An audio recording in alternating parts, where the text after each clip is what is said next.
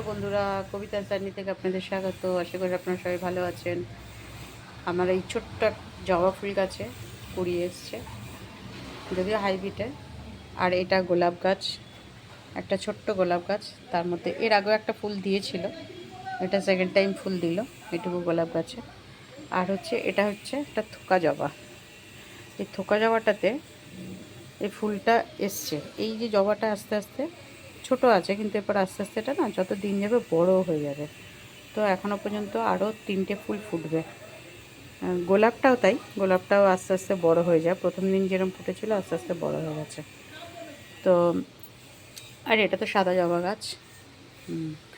আর এই যে গাছটা দেখছেন, এটা জলের মধ্যে কচুরিপানা জাতের একটা গাছ। এর না এই যে ভেতরে এইখান থেকে ছোট ছোট চারা বেরোয়, বেরিয়ে আর জলের মধ্যে এটা ছড়িয়ে ভর্তি হয়ে যায়। তো আমি দুটো এনেছি আমার দিদির বাড়ির থেকে।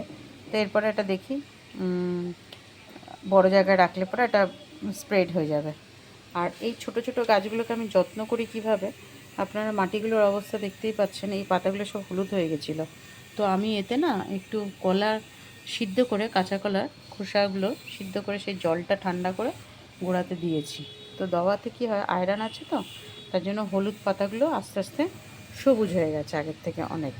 দেখতেই পাচ্ছেন এই হলুদ ভাবটা কেটে গেছে। তো এইটা করি। আর খাদ্য হিসেবে আমি যেটা করি বেশিরভাগ সময়, এখন তো বর্ষাকাল, খোল পচা দেওয়া যায় না। তো এই যে আপনারা দেখছেন, আমি সব সময় না ন্যাচারাল জিনিসগুলো দেওয়াই বেশি চেষ্টা করি। রাসায়নিক সারটা আমি কম ইউজ করি, জৈবিক সারই বেশি ইউজ করি। এটা হচ্ছে যে এই যে ডিমের খোসা, তারপর আপনার কলার খোসা আছে, তার সাথে চা পাতা আছে, সব এটা ডাস্ট করে এর মধ্যে রেখেছি। রেখে আমি গাছের গোড়াতে ওরমভাবে দিই। আর এই যে কলার খোসাগুলো রেখেছি, এগুলোকে শুকাবো, শুকিয়ে এগুলোকে ডাস্ট করব, করে গাছের গোড়ায় দেবো। তো এগুলো দিলে পরে কী হয়, খুব তাড়াতাড়ি ফুলও আসে এবং গাছগুলো মাটিগুলো খুব ঝুরঝুরে থাকে, মানে কোনো অসুবিধা হয় না।